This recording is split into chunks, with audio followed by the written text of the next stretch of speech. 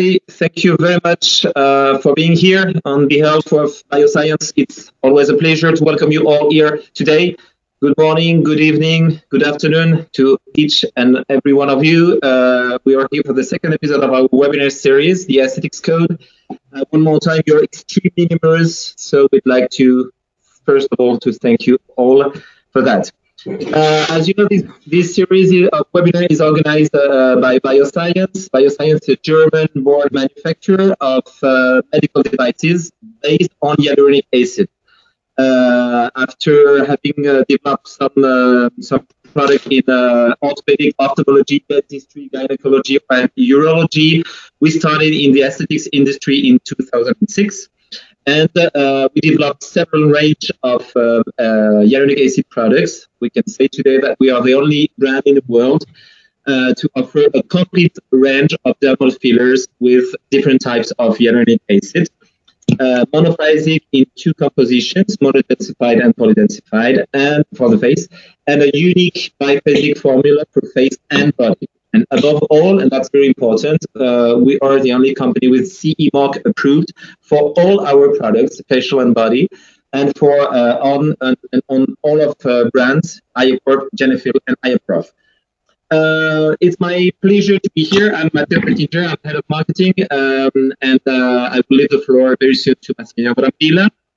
Today we'll speak about macromolecular hyaluronic acid compared with fat grafting for gluteal area. During these difficult times, we hope that you're all safe at home. We'll try to continue to share with you our scientific community's experience and the passion that the entire Bioscience staff put into their work. This time, compared with our first episode, during the presentation, we will allow you to ask questions in writing into the letterbox you will see on the right side of your screen. We'll try to put together the repetitive questions in order to try to answer them all. And we will also probably keep some questions on topics for future webinars. For those who don't know him or who didn't have a chance to be there during the first webinar, Dr. Brambilla is a board-certified plastic surgeon. He trained in Italy, in the US, and Israel. He's senior surgeon of plastic surgery in charge of plastic surgery in the breast unit and genital surgery at the IRCCS Fondazione Ospedale Maggiore Policlinico Mangiagalli of Milan. This is always tricky to say. He's a professor at the University of Milan in Italy and Nîmes in France. And he works as a referent of the SIGPRE, the Italian Society of Plastic Surgery, for the genital surgery chapter. He's a board member of many international scientific international societies. He published numerous papers and chapters of books, and he's and that's last but not least, he's a member of Bioscience Scientific Committee. Dr. Brambilla, your turn. Thank you all for being here, and we'll come back at the end of the presentation for the questions. Okay. Thank you, Matteo, for your presentation. Can you hear me? Just tell me yes. Can you hear me? Yes, I can hear you perfectly. So thank you, Matteo, for the introduction. Thanks to everyone to be here for the episode 2 of our bioscience history. A greet and hello and a ciao from the heart of coronavirus in the world, from Milan, fighting, but apparently things are going slowly better. So today, the second episode will be about HA versus fat growth for buttock reshaping. Is there a boxing match, or is there a boxing match or not? Question mark, but we will learn that at the end. What we know from statistics is that gluteal reshaping and gluteal surgery is increasing. It's an increasing demand. The statistics of American Society of Plastic Surgery and the statistics of ISOP say that there's an increasing demand. And in some countries, special countries, for example, think about Colombia, for example, it became one of the most popular procedure ever. Why? Because there is a huge demand due to social media, because there are some new thoughts about the the beauty and the sexual appearance, such as the Kardashians. And as we said, in some countries, having big buttocks seems to be one of the most important features to expose to the public. What I think is that we don't have to look for giant and natural buttocks, but what we have to look for is to sculpting and improving buttocks in order to have a better shape and a better contour and harmony.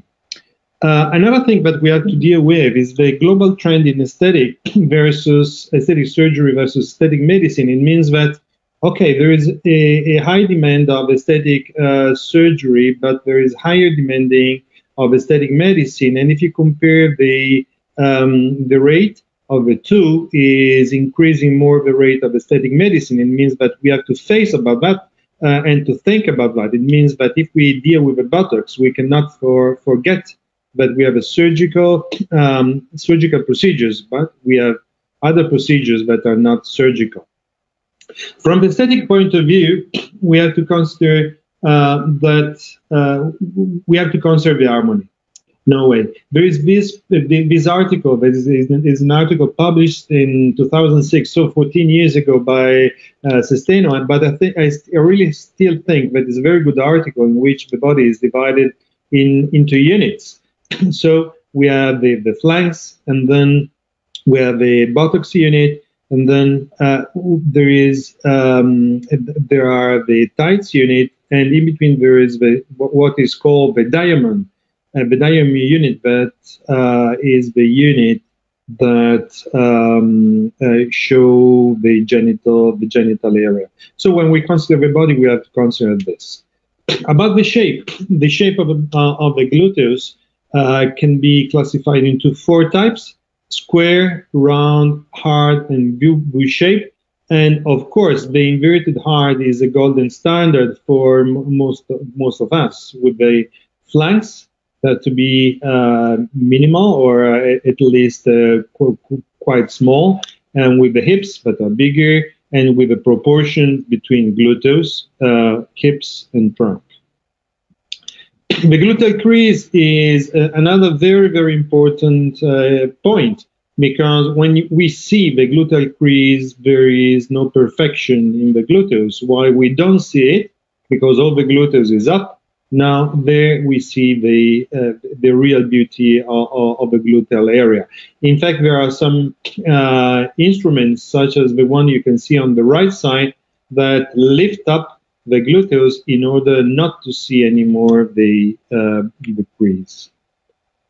The base of every treatment, both surgical or non-surgical, is anatomy. Anatomy is fundamental to achieve the best results, and is fundamental to stay out of troubles. These are images that I got from the publication of Da Rocha, and it's an old publication, but it was very good one, first publication, 2001, in which is shown how the fat structure really is. So in the gluteus, we have a superficial fat, and we have a deeper fat that is divided by a really thin layer of fascia. And in between the fat, there are some trabecles, are like the Lockwood septa, that are have been described by Ted Lockwood in the late 80s, that separates fat. Of course, each case is different from the other, and each patient is different from the other. So there are some patients with trabeculas that are definitely more thick, and there are other patients in which the trabecular tissue is more evident, so the septa are more defined. You can see here in these images, for example, how the trabecula look like. They are like a small septa that separates fat, and that separates fat. Gluteus anatomy again. You can see here the upper line, the U, but passing through the iliac crest, the lower that is passing through the subgluteal sulcus, and the lateral one that is tangent to the femur major trochanter, while medially and male, there is a medial line over the sacrum. And this is the gluteus maximus. When we remove the fat, we have a gluteus system that is composed by gluteus maximum, medius, and the minimum. Here you can see clearly that the gluteus maximum is over all the others. So it is all above the others, and then there is the medium and the minimus. Another very important point, another very important muscle is the piriform that you can see here. Why this is very important? Because the piriform they cover the great sciatic foramen, and from the great sciatic foramen goes out the two divisions of the gluteal pedicles, the superior and the inferior pedicle. So you can see here the superior and inferior pedicle. You have really to care about this. I'm sorry. We have really to care about this because this is one of the major key points. Is one of the key points we have to consider for the safety. If we know exactly where the pedicles are, we can stay out. So the first thing that we can see from here is that the pedicles are under the piriform muscles, one upper and the other one lower. And if we want to find the piriform, we can draw a line, such a line you can see there. From the superior spine that is line iliac spine to the ischial tuberosity, and more or less in the midline there is the piriform muscle. So up and low there are the main trunks. Again, you see, I want to struggle this concept because generally when we hear about fat grafting of the gluteal area, we think about the danger of thrombosis, and this is something that is one of the major topics in all our meetings. So the effort of the societies, especially the American society, the big effort that we're doing in order to define a procedure that is safe are on the top of our thoughts. So we have to stay safe. But anyway, if we think again about the tissues, we have the skin, and then we have the fat. We have the two layers of fat, and then we have the gluteus maximum, and then we have the pedicles. So if we stay in superficial space, we are safe. What we have to care anyway, if we perform, especially if we perform fat graft, is not the arteries, but our veins, and especially the lakes and the veins that can be found around the piriform, superiorly and inferiorly, because most of the cases of death because of fat grafting has been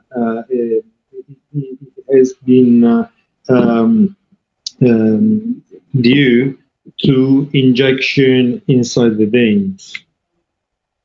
Again, you see here the superior gluteal vein and the inferior gluteal vein. The main problem, again, is that they are not regular. While the arterial system is quite regular, the venous system is not as regular as the arterial one. So sometimes we think that there are just 2-3 veins, but then there is a sort of lake, and this is very difficult to be defined before, even with ultrasounds. Some anatomy here. You see that I was removing the skin, and you see the fat and fat in my fingers, and this was the deeper fat that has been removed from the superficial one.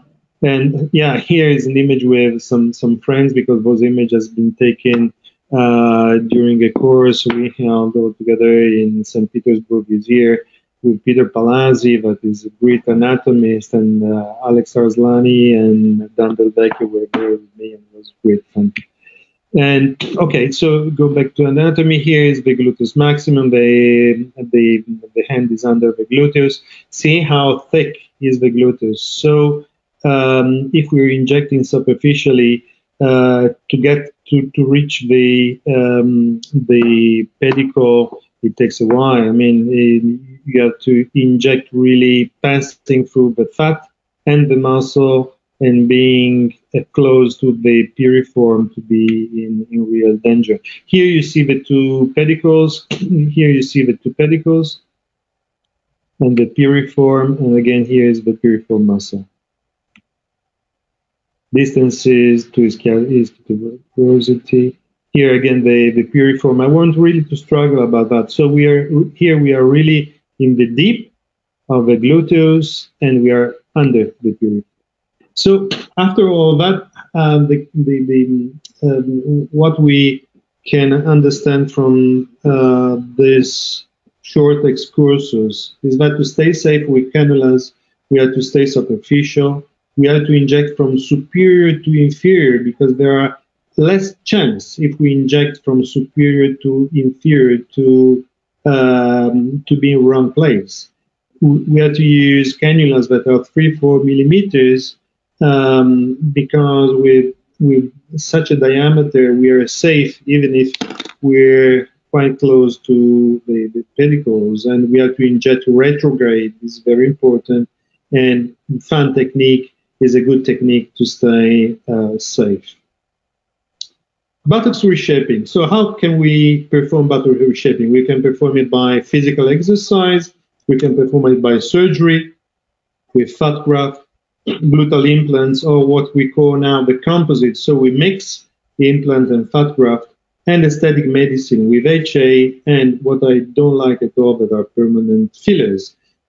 Is HA in the gluteus real aesthetic medicine? Well, I think that it is in between a extra low impact surgery and aesthetic medicine, but I don't think, and the high level aesthetic medicine, I think that is bit more than just aesthetic medicine. It's a bit more than aesthetic medicine.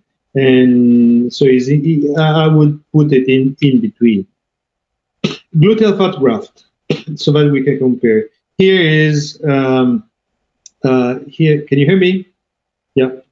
Okay, here is an example of gluteal fat graft that is performed with, a LAL system. But is performed with a LAL system, so with a machine with this laser assisted, and then after the injection is the fat harvesting, and after the fat harvesting, everything is collected into a canister, and I take out the fat from the canister, and then I inject. As you can see, even with the fat graft, the technique I use generally is from superior to inferior and not inferior to superior. The entry points you see in the crease are for the liposuction and not for the fat injection. You see that my technique is a fan technique. So this is the procedure as I do with fat graft, and the amount of fat that can be injected can be really high. I mean, I'm not in the mood of, or I don't have the capabilities of Dan Delvecchio, for example, that he's able to inject huge, enormous quantity of fat with very, very good results.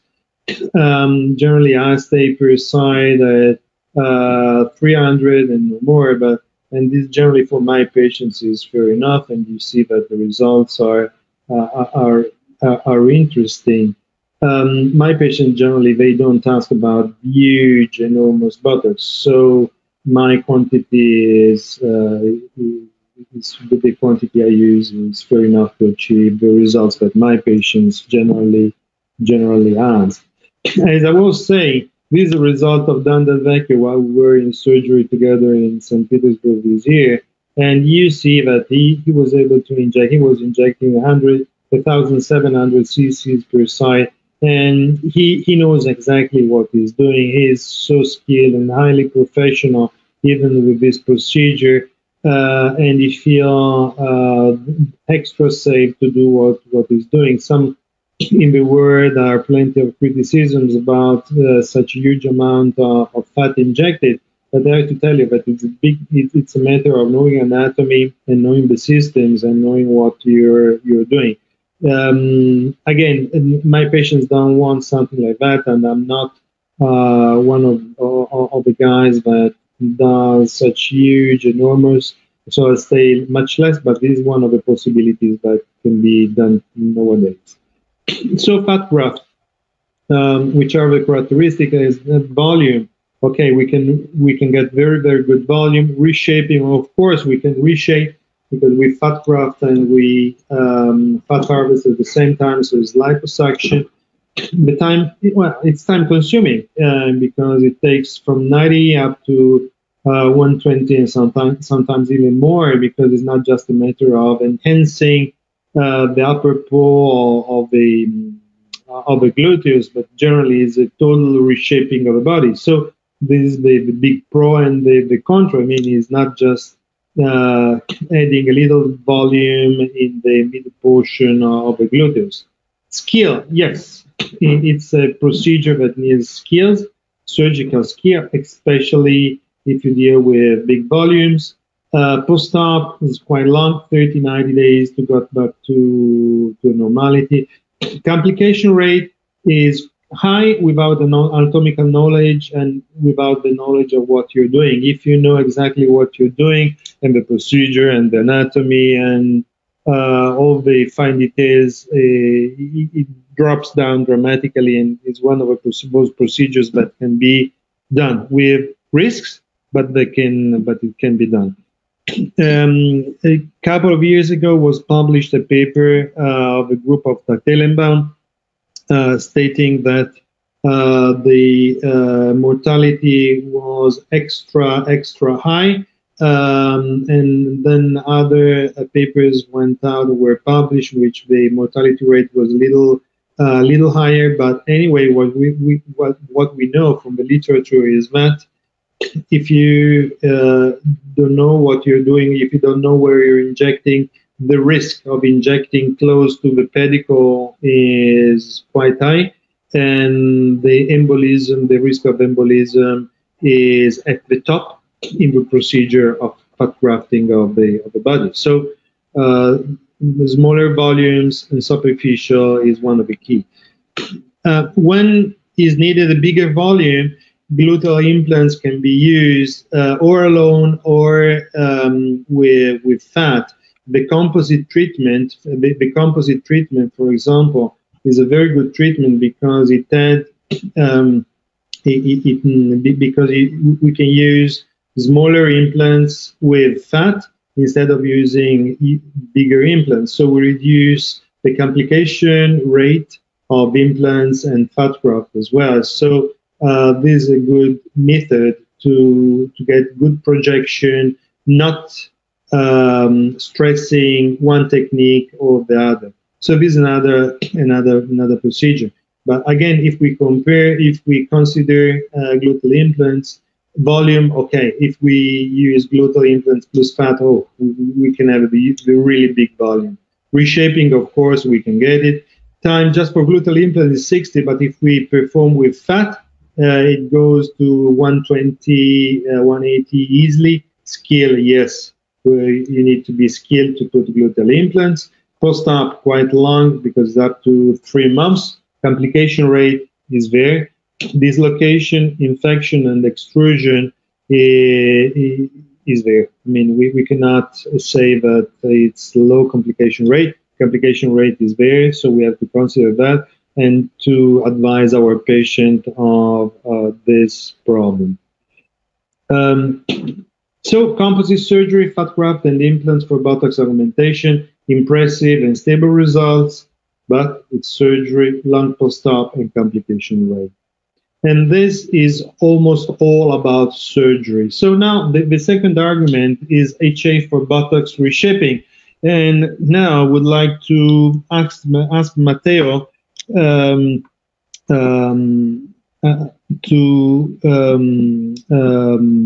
enter inside the webinar for his question. Matteo, can you hear me? Yes, thank you, Max. Yes, thank you very much. I will just launch a quick question. So we will cut for 30 seconds and you can answer this small question about our product. Thank you very much. And we'll keep going in a couple of seconds. Thank you very much for answering this short survey. Okay.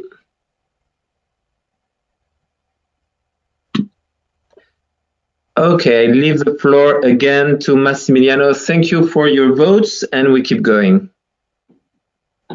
Okay, great.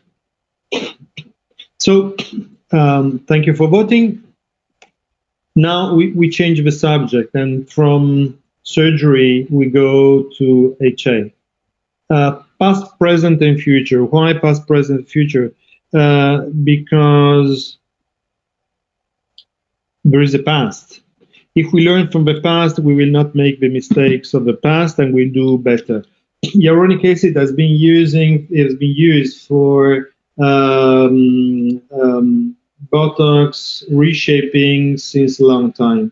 Macrolane was a market for many years, and there were very good publications on that, and results were very good. And there were some very interesting publication. One very interesting publication that was published in 2014, about 61 patients that were enrolled in the study of 24 months. And at the end of the story, what was found out that the satisfaction rate was very high, and the complication rate with minor complication was around 4.5 or 4.5, so very little. Infection rate was 1.6, was reported at 1.6, so very low and lower than the infection rate that was reported by fat grafting and silicone implants for the buttocks. In this study, of course, the prophylaxis, antibiotic prophylaxis was done. So what we saw from this study was that the result for the patients and complication rate was, satisfaction was high, complication rate was low. So what happened? Why did they stop? For those of you who had the chance to see me in the episode 1, I already showed this picture. Why did they stop producing macrolane if it works so well? And the answer is because there was an inappropriate use by many doctors, too many doctors injecting a macrolane to the face, and the rheology of the product is not a rheology for face. Rheology means characteristic of the acid, is rheology for the body and not for the face. But it was plentiful of ignorant doctors using many pills for the face, and so there were some disasters, and the factory decided to stop. And then, moreover, there were many doctors using it in the breast, even in conditions where it was not suitable for this purpose. So Galderma and Primet decided to stop. But anyway, it was a good product. And I know that each product has different specificities, so we cannot compare one product to the other. For example, the products of bioscience are unique and are different because the rheology of a product is different. But what is rheology? Rheology is the physical characteristic that influence the behavior of a subject when the hyaluronic acid is injected into the body, so it's subject to deformities. And those are determined by HA concentrations, HA molecular weight, and by the cross-linking. And the three characteristics are viscosity, elasticity, and cohesivity. And each product is very different from the other. And you have to consider that this is fundamental to define and to decide which kind of product to use in which part of the body. Cohesivity, viscoelasticity, and malleability. think about the pressure that we can get on the gluteus, and think about the pressure that an HA injected in the gluteus might have to support when injected. So we have to make the choice of a product that has its cohesivity, but not too much. It has to be, it needs specific characteristic of viscoelasticity, because after depression, it has to return back exactly in the same shape it had before, and malleability as well. So in the portfolio of bioscience, there are two products that are has been studied and are produced for body contouring, that are Genefiel contour and the HiaCorp with the formulation 1 and formulation 2. And all those products are medium-high viscosity with medium-high elasticity. The Genefiel is more, let's say, more soft, while the two HiaCorp are more, a little more dense and stiff, so they're a little more resistant. If we look in a scale in which we put viscosity and elasticity, we can see at the top we can find the two HiaCorp 1 and 2, and little in the lower level we found the Genefiel contour.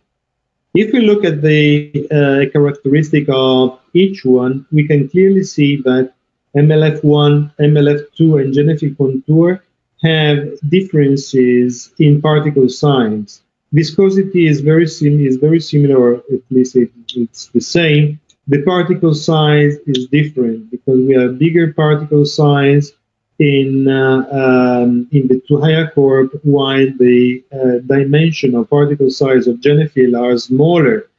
This because the cross-linking process is different in each one.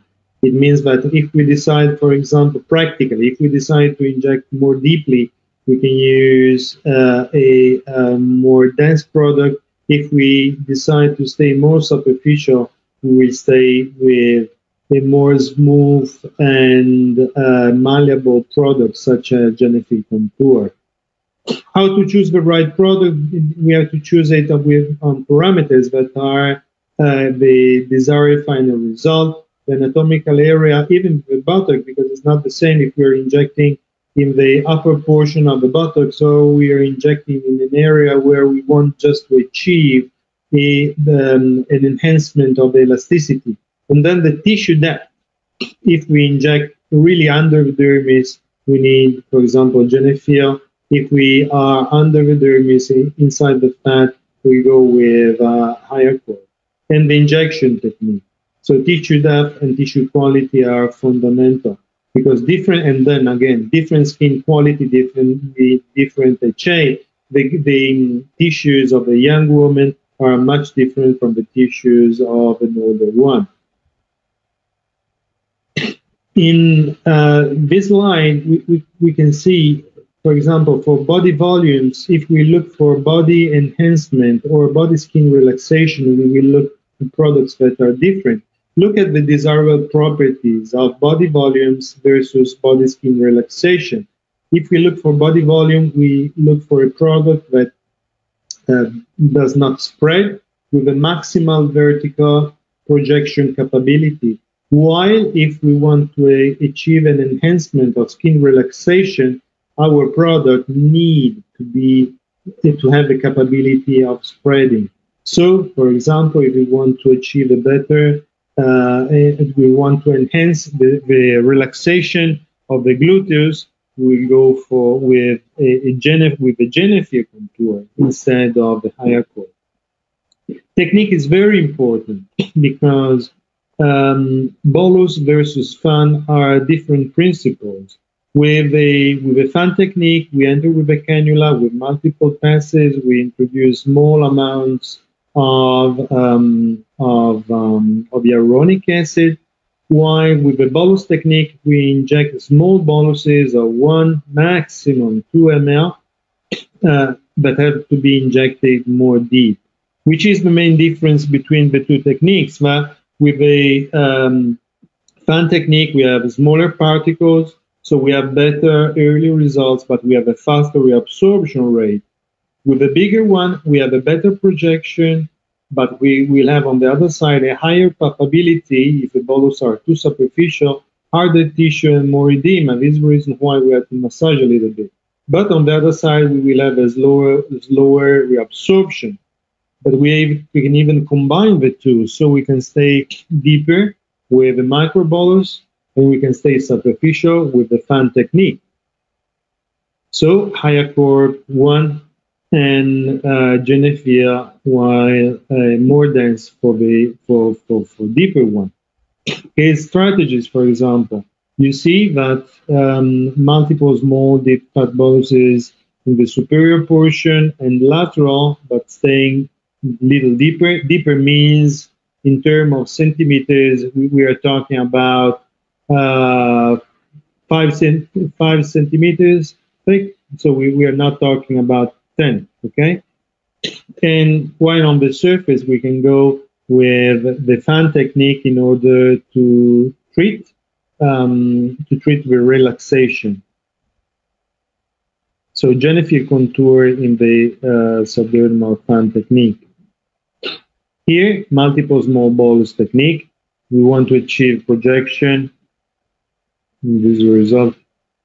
But we want just projection because the skin is already perfect. It's wonderful skin, so we don't need it.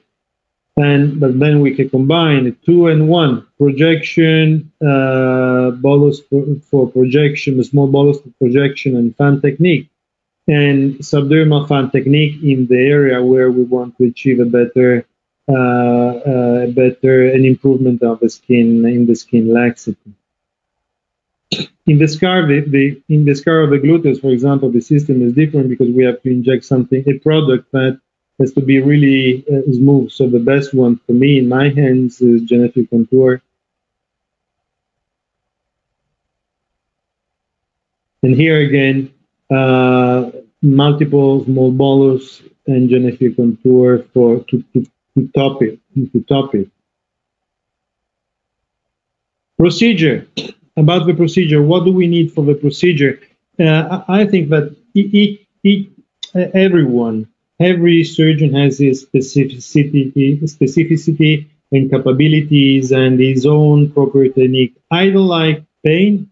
I don't like my patients to suffer pain during the procedure or after the procedure. I like that they come into the office with a smile and they go out from the office with a smile. I really want they don't suffer and they have the idea of a good procedure that can be performed a second, a third time, a fourth time with no pain. So I'm against pain. So I'm trying to do my best not to give that to my patients. So what I use is Lido plus adrenaline with a 30 gauge needle for the entry point, and then I have sterile gloves and I have the cannula and an 18 gauge needle, and then the cannula. Cannula for me is very important because I have two kinds of cannulas. I have a cannula with a smooth tip when I perform the procedure the first times.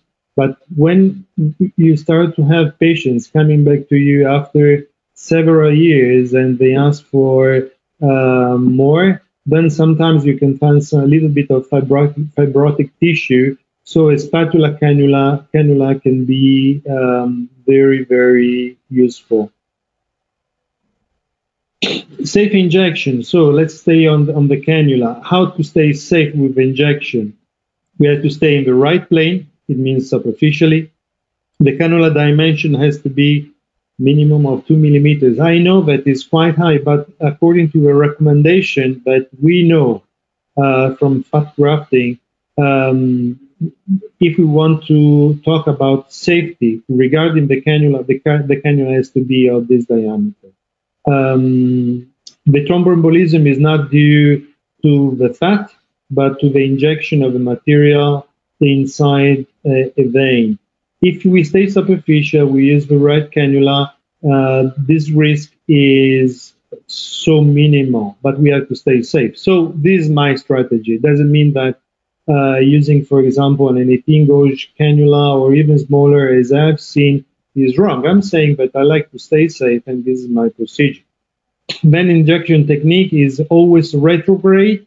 So I inject, and then while I'm moving the cannula out, I'm injecting with a fan or with a small bolus technique. What we have to avoid is this. So we have to avoid to pass through the muscle, not to reach the plexus. We have to avoid to enter inside the vein, and we have to avoid even to inject around the plexus, because just for pressure it might enter. But anyway, if we stay superficial and we stay hyper safe. And this is the concept I was telling to you. So if you stay superficial and you don't go deep, you stay in hyper safe region. Infiltration, local anesthetic. Again, there are some of my colleagues they don't use it at all. I generally use it. 100 cc's plus 20 cc's of Lido plus 0.5 of adrenaline.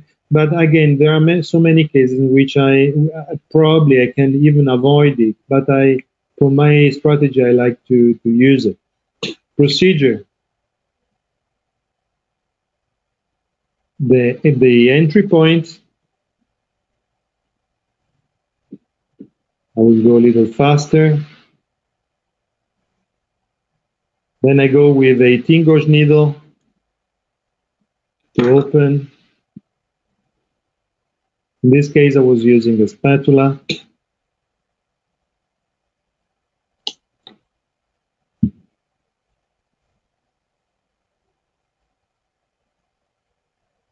Then I start with my echographer.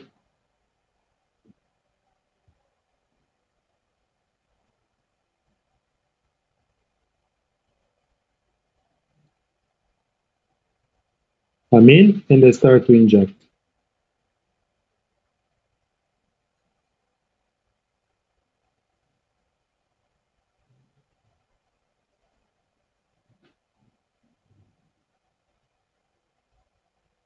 Okay, you see here the small bolus. You see this hyaluronic acid, this hyaluronic acid, this hyaluronic acid. You see I'm performing small bolus.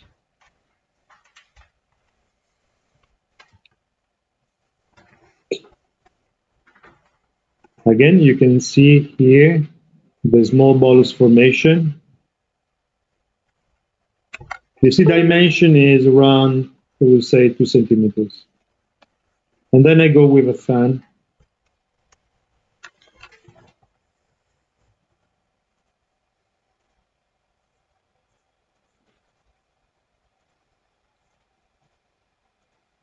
Echographical images of creation of bolus.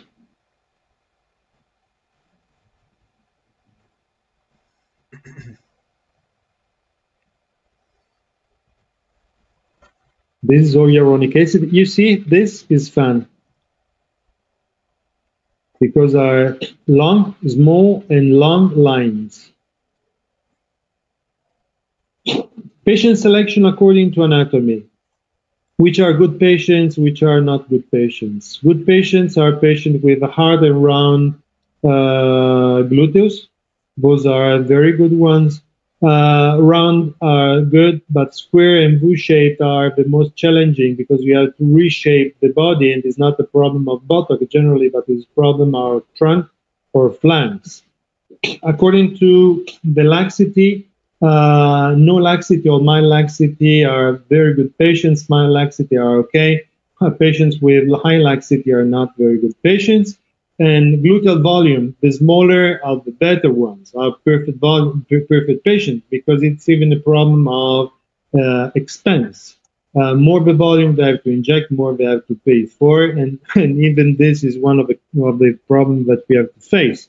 And moreover, I think that our smaller volumes are safer than bigger volume.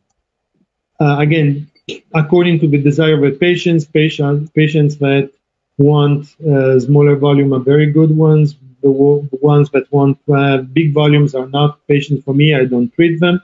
Patients that want to improve a projection are good volume, are good patients, but patients that just looking for a laxity treatment are generally bad patients, or any way you can treat them, but you're extra clear on the results. According to economical disponibility, again, for me, good patients are patients that can afford two or more treatments, because, again, according to me, to my experience, when more you perform the procedure and more the result is stable and long-lasting. So a patient that can afford just one treatment generally is not a good patient for me, because she might be a little dissatisfied from just one treatment, and after some months she might come back asking for more, but without the possibility of paying. So this is another thing that I consider. Regarding health and age, perfect patients are the one in good health condition. Bad not to do on our diabetes patients, immunological disease, or previous local infections. BMI normal, good patients, high, bad patients, and the age, of course, the young ones are better than the old ones. And turning back a little bit on the treatment, one of the questions that I received last time was about antibiotic. Do I use it or not? I always use antibiotic prophylaxis when I inject more than 5 cc's into the body or into the face or somewhere. And this because according to the literature and to the study published in 2014, the rate of 1.6 on 61 patients was achieved by injecting antibiotics. So my patients stay on to my patients, cephalosporin 2 grams are administered intramuscularly 30 times before procedure, or a beta-lactamic if there is an allergy, 1 gram intramuscular 30 minutes before. Never give antibiotic post-op, because according to the literature, there is no need at all if a proper prophylaxis is performed. Sedation. 100% conscious without giving anything. Sometimes, very often, I give few drops of benzodiazepine to relax the patients, and the strong sedation is extra rare. Again, what I said before, I'm trying to give to my patients a good experience and not a bad one. Pain control, no painkiller before the procedure, rare.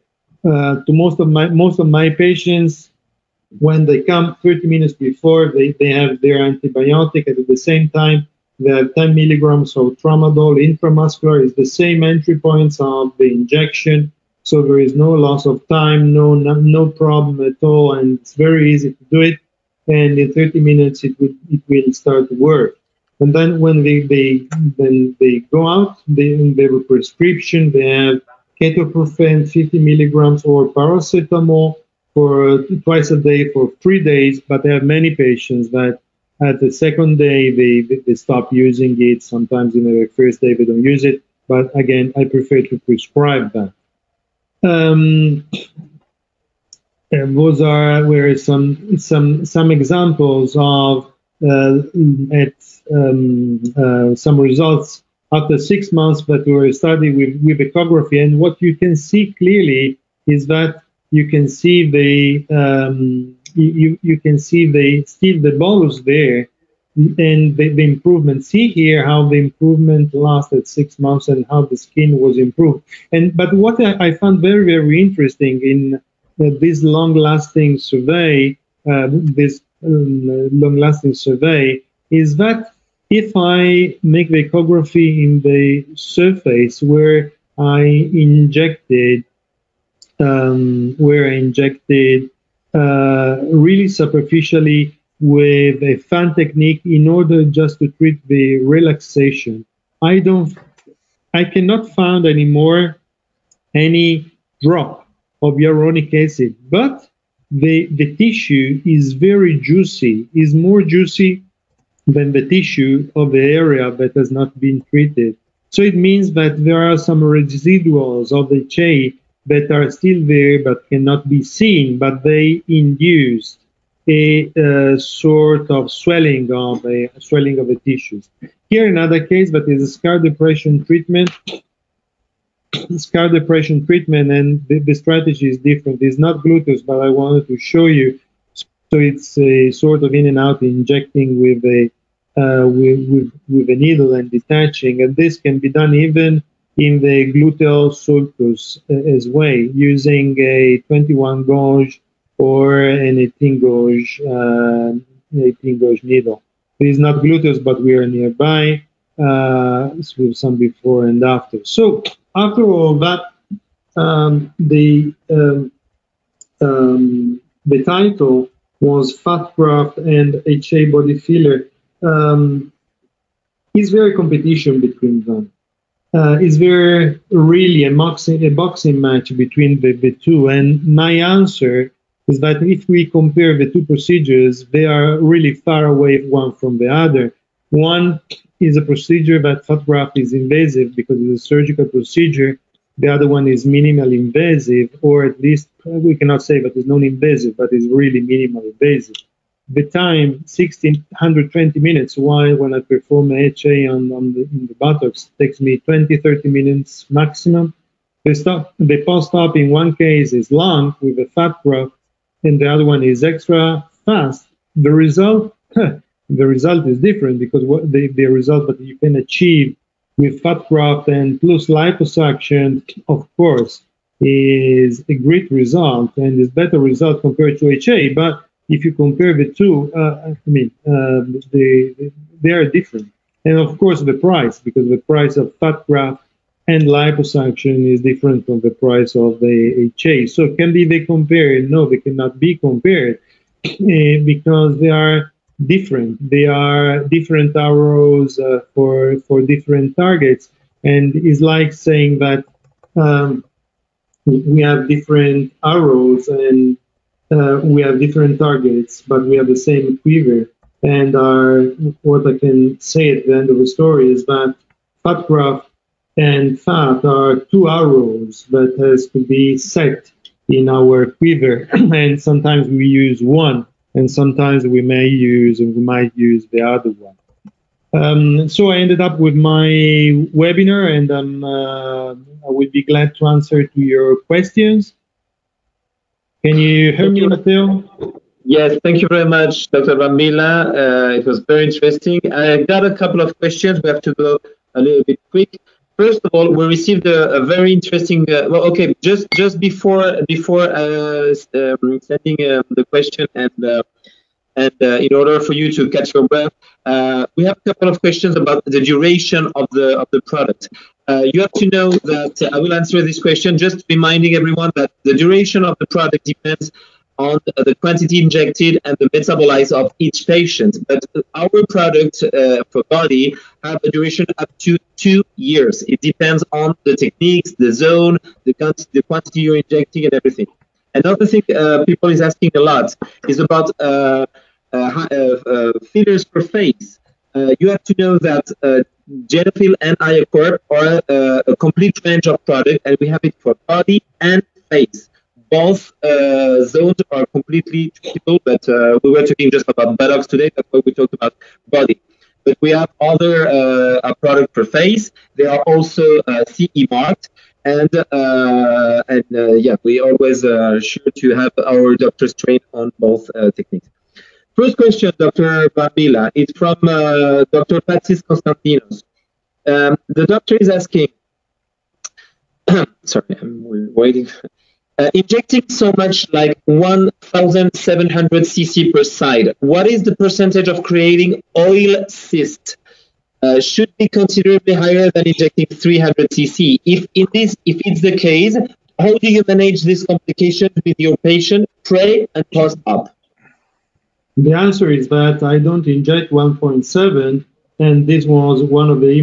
There are really few guys in the world that inject so much. And actually, the only one that I've seen many times injecting such a huge volume is Dan Del Vecchio, that is doing so professionally. And I encourage you to read the papers of Dan Del Vecchio. I'm not so brave to inject so much, First of all, I'm not so brave to inject so much. So my average quantity into the gluteus with fat grafting is around 300, 400 cc's, and this is fair enough for me. If I have to enhance more the volume, I rather prefer to combine gluteal implant plus fat graft.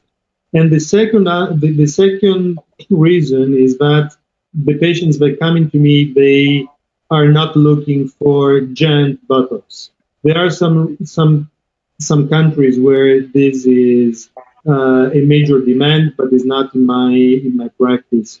So I think that I answered to that. Okay, another question from Robin. We received a lot of questions about combining fat grafting and HA and hyaluronic acid. Can we do fat grafting and complete with hyaluronic acid for butt augmentation? And if your answer is yes, doctor, how long should we wait to do filler after fat grafting? I would first of all, I would not mix the two products, never. They have different capabilities, and one with the other, there are no demonstration that it's useful. I would use hyaluronic acid after fat graft, just in those cases in which there is no fat anymore to be used.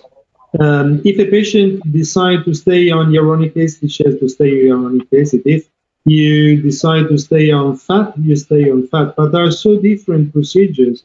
Rarely a patient that starts with fat graft has not fat enough to perform properly the procedure. But there are some cases in which, for example, fat the survival of fat is not enough, and the patient is dissatisfied from that. So you can move from fat to hyaluronic acid. Okay, thank you, doctor. We have another question from Ahab from EU. We have another question. I lost it from United Arab Emirates from Ahab. When you have a patient, and for example, she or he is a model and has no fat, what is your first option? Hyaluronic acid. Okay, definitely. No doubt. For young patients, for patients that need minimal augmentation, and patients that want to have quick results, there is no comparison. I mean, this is the strategy. One question from, I guess, is from Italy, from Federico Loreto. How many syringes do you put in average for buttocks? We got a lot of questions about this, like quantities and yeah. It depends on the condition. In my strategy, I don't like to put huge volumes of hyaluronic acid. Generally, when I inject around 100, 120 cc's per site, and when I have to spread the product, sometimes even 30 cc's or 40 cc's properly injected are fair enough to gain the proper volume.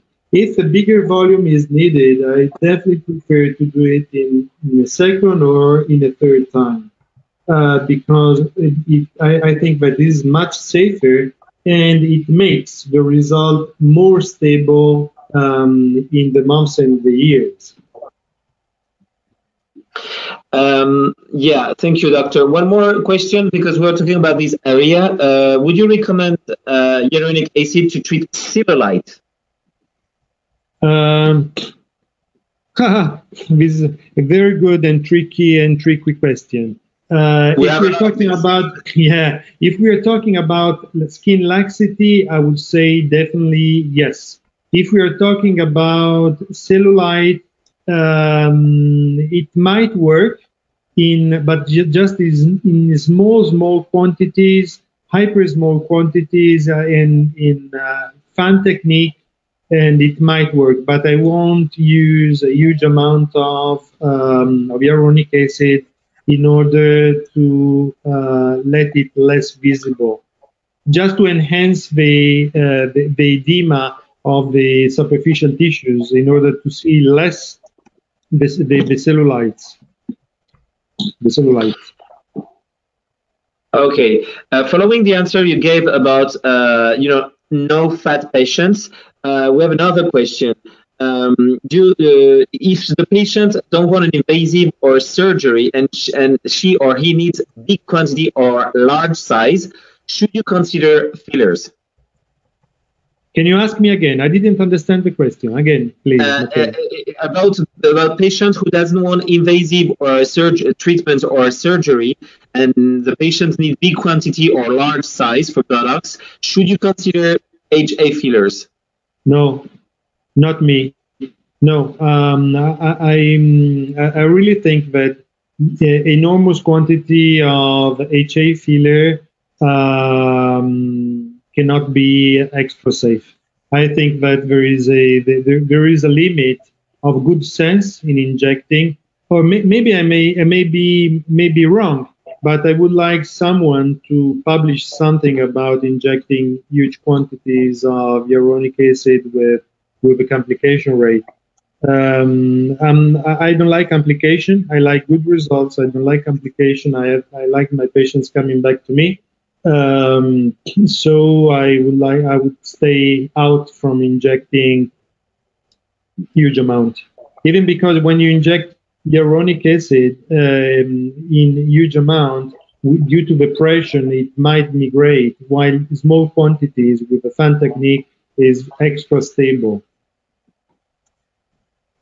Okay, one more question, because we are receiving a lot of questions about safety. First of all, what is the safety record on hyaluronic acid treatment? And after that, is there any danger zone on the buttocks area? Well, on the dangerous zones, I think I already talked 20 minutes. And the dangerous zones are the zones where the two pedicles and the veins are, that are deep to the gluteus maximus.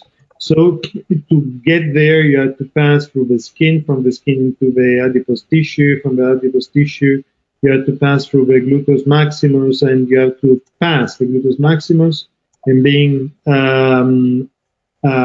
at the same level of the piriform muscle. So it's quite a long way if you do it from superior to inferior. It's easier if you inject from inferior to superior, but if you stay superficial, you're really far away from injecting into a high danger zone. This is one of the other reasons why, for example, I don't like the idea of injecting a huge quantity on a huge amount, because a huge amount might migrate, and I won't have to.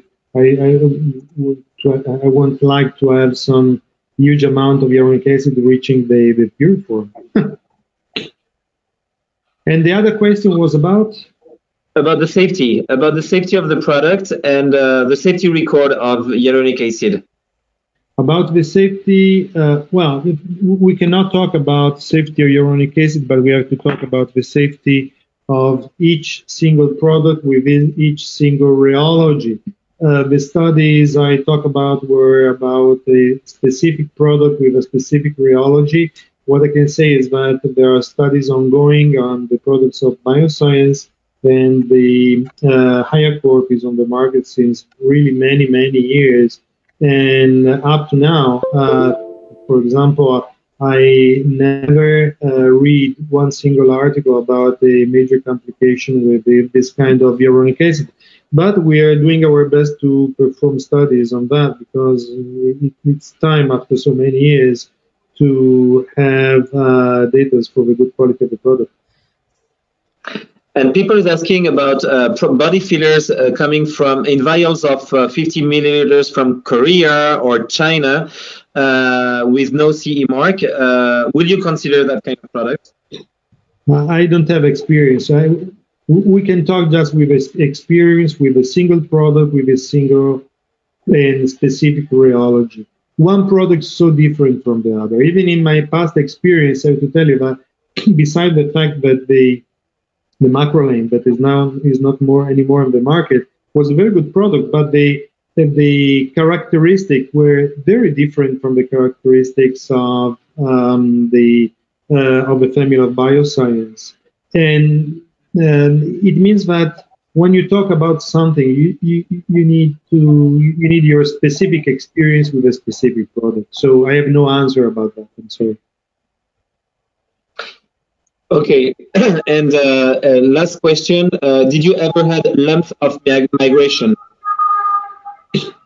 The answer is having lumps is just a matter of number of cases and the technique of injection. If you inject in big bolus or a major bolus, you might have lumps. In the past, using macrolide, I had many times because we were looking at that time for a technique in which we preferred to have a bigger bolus in order to have a less reabsorption rate.